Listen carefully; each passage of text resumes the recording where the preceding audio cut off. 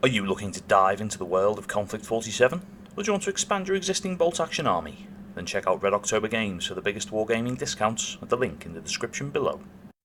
Hello guys, welcome back to the channel. My name's Rob. This is the hobby desk. We're in the actual hobby desk. We're in the cupboard under the stairs for this one, guys, because today we're going to take a look at an absolute beast of a tank. We're going to take a look at the super heavy Panzerkampfwagen VIII MAUS. Yes, that's right. This is the super heavy MAUS tank that the Germans produced in World War II in very, very limited numbers. So this right here in this lovely bag. I'll tell you what, should we zoom in? We'll zoom in whilst we're looking here. Just adjust slightly. This in this bag here is the resin kit from Warlord. So there you go.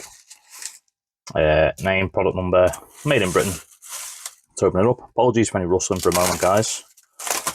Now, I already have opened this up previously, as you've seen on the channel if you've seen the shorts. But we've got bags of components.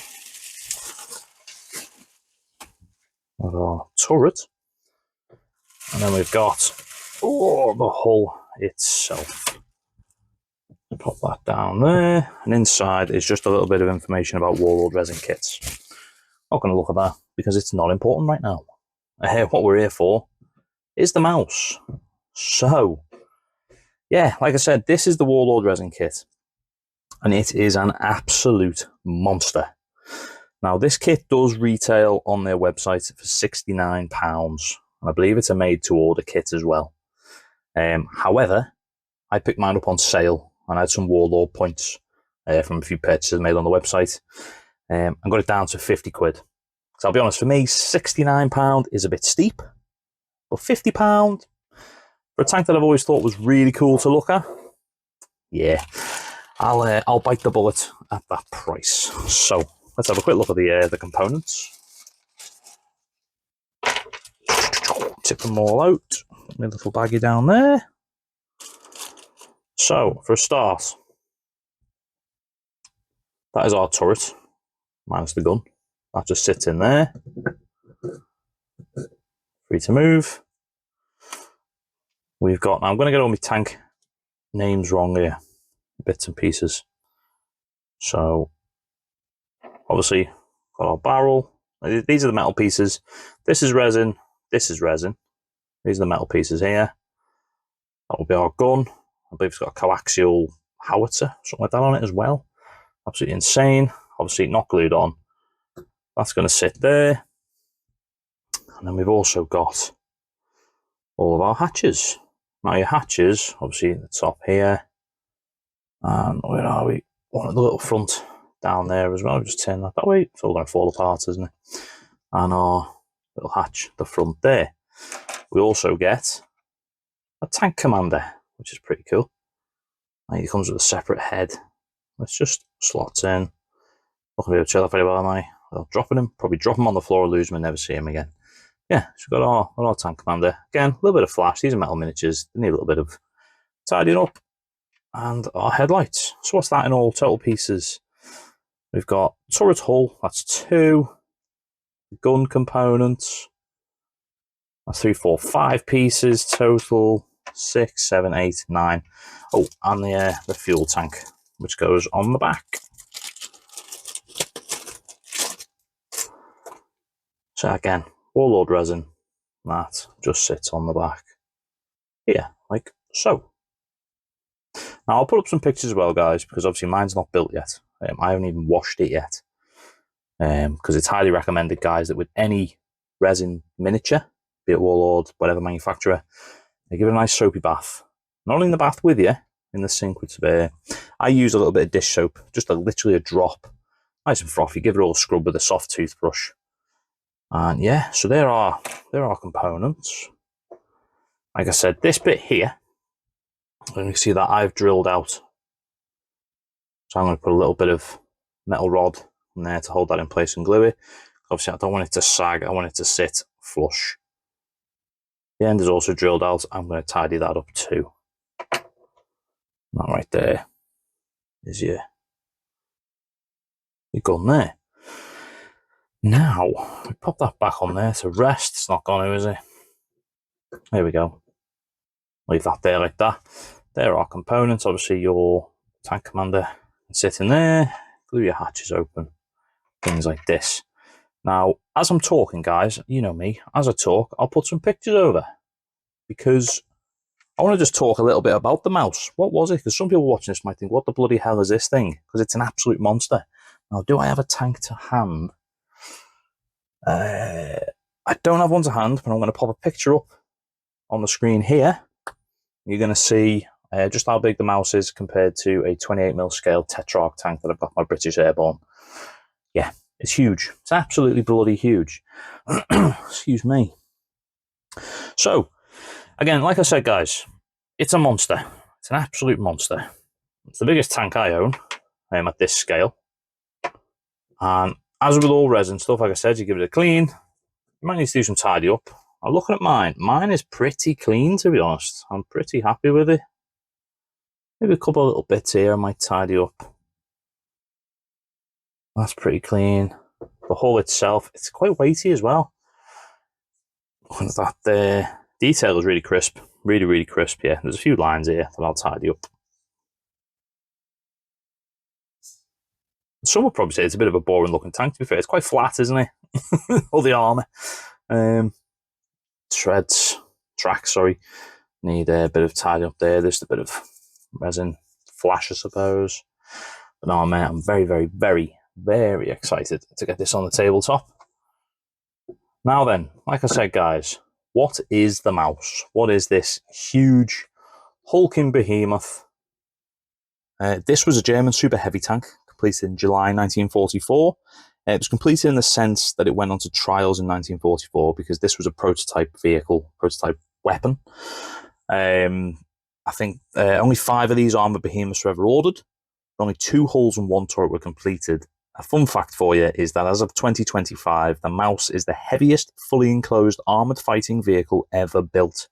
And it weighed in at a whopping 185 tons, and had an incredible top speed of 8.1 miles per hour. Now, I believe it was meant to hit a top speed of about 14 miles an hour, it was estimated, but there was issues with the drivetrain, I think, because of the sheer weight of the thing. It just couldn't get going. Hey. But yeah, so 8.1 miles an hour, which I suppose, for something this big and this heavy, is that fast? Is that slow? I don't know, really. But I digress. One of the 2 prototypes, Maus 2052, was blown up by German forces at the testing ground to avoid capture, with the turret being thrown off and the lower hull being all but destroyed, useless. The second of the 2 prototypes, Maus 2051, was found mostly intact with some internal explosive damage due to attempted sabotage. Now, this was because the Soviets were on the way, and obviously they didn't want this thing to be captured. However, after capture by the Soviets, the turret from Maus 2052 was mounted onto the least destroyed hull of Maus 2051, and the semi-completed Maus was sent back to, and I'm going to butcher this, Kubinka for testing, and this is where it now resides at the Kubinka Tank Museum. So you can actually go and see a Maus in person, or the only Maus in the world. And I think the gun site, or a gun site for a Maus, is in the Bovington Tank Museum here in the UK too. So that would be cool to see one day. I'd like to go and see the actual Maus, but I don't know how that would work with the current political climate in the world. Anyway, moving on. So that is the Maus. Bit of history about it. We've had a look at the kit.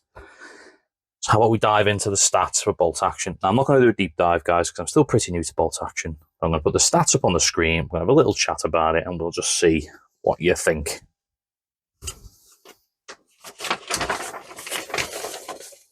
So here they are. Here's the stats for this beast's use in bolt action. This beast's use in bolt action, even. It's classed as a super heavy tank, obviously late war. And weapon-wise, it's got a turret-mounted 128mm cannon. It's got a coaxial light howitzer, and it's got a pintle-mounted German medium machine gun. Obviously, these have all got the necessary rules in place. Hitler's buzzsaw, etc., etc. And there's a fun thing about the Maus. So obviously, because this thing's so bloody huge, its armor level is so high.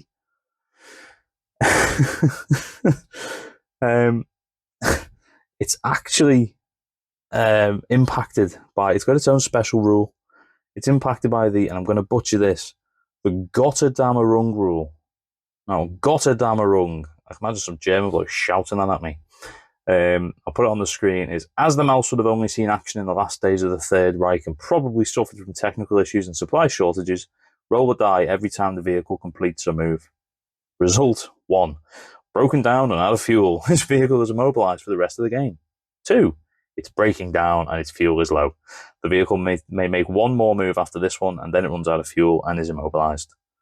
Another 3 plus, it's okay to carry on as normal, rolling again after the next move. So every time you move it, you've got to roll the dice to basically see if you break down and just become a fortress with a big gun. And fun fact for you, Gotterdammerung actually translates to Twilight of the Gods or Death of the Gods, and is the German equivalent of Ragnarok in Norse mythology. So it's quite fitting for this big tank, isn't it? For our big chunky boy here. I suppose it was the twilight years of the war, twilight of the war, when it was being sort of tested, and would it have made a big impact? Who knows? I don't think it would actually. I think now I'm thinking about it, I don't think it would have actually travelled very well, and it would have had to have a snorkel to go over under rivers and all sorts. It was, yeah. I think on paper it was like, this thing's a beast. In reality and practical use, not so much. But yeah, that's the mouse revolt action. It's an absolute beast if your dice treat you well. I would like to use it in Konflikt 47, but I don't believe there's rules for it at the moment. So Warlord, I mean, there could be. I need to double check, but I don't think there is when I looked. So Warlord, if you're watching, get me some rules for the mouse, man. Or did we just use the bolt action rules? We'll just use bolt action rules, wouldn't we? That's a shame. So yeah, in terms of Konflikt 47 though for the mouse, I am working on a 3D model of the turret with a railgun attached. Maybe I could start it up in some sort of scenario game or something. I don't know. Right, so before we go, that's the mouse. Warlord Resin Kit. Bloody great. I love it. It's a nice, big, chunky, heavy thing. And in terms of scale, let's have a little look, shall we? Let's see what we've got to hand. Here it is next to a Style Trooper. So let's move these bits out of the way. Here it is next to a Style Trooper. So yeah, it's still a big boy. And I don't have any standard bolt action minis nearby. Why is that? I've actually been organised and tidied things away for once. So instead, I know what we use. We're going to use one of my favourite miniatures, and this is a Bad Squiddo miniature. This is a very angry looking lady with a handbag. I think she's called Anti-Fascist. So yeah, so that's next to the tank as well. So as you can see, it's huge. It's absolutely bloody huge. But it's quite fitting that she would be stood next to the mouse, bashing it with her handbag. Maybe that's its secret. That's its weakness. Who knows? But yeah, guys, that right there is the mouse. Just a nice quick one for you today. Get us back into 2026. Like I said, we're trying to do a couple videos a month. Yeah, so if you've liked it, please give a like, share, subscribe. We're on the road to 1,000 subscribers now, guys. I think we're just shy of 800, which is incredible. And yeah, that's where we're at, guys. Hopefully, I'm going to get this guy. I might get him washed up this weekend, actually. I've got a bit of time. Get them glued together, get them primed. I might even whip out the airbrush. Who knows? This could be our first test of the airbrush. Exciting. So yeah, guys, that's it for me today. Hope you've enjoyed it. Hope if anything, has this swayed you to buy one? What do you think about the price of it? Is it too high? Is £50 a more realistic price point for it? Who knows? And for me, it was £69 was too much for me. But overall, I think it's a great kit. Detail on it is lovely. And mine, I'm very lucky that mine requires very little cleanup, if any. So yeah. Will you be buying one? Have you ever used one? Have you got one?